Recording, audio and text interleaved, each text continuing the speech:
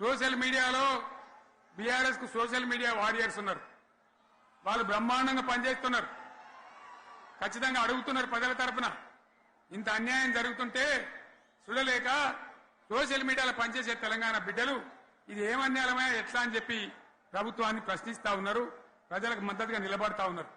వాళ్ళ మీద కేసులు, వాళ్ళని పట్టుకపోవడు. పోలీస్ సోదరులను నేను అడుగుతా ఉన్నా, మీరెందుకు తునుకులాడుతుండే? మీకేమక్కడ వచ్చింది?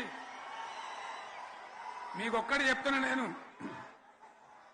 గ్యారంటీగా పోలీసు మిత్రులారా, ఇవాళ పోయి రాత్రి మీ డైరీలలో రాసుకోండి. మీ డైరీలలో రాసి పెట్టుకోండి.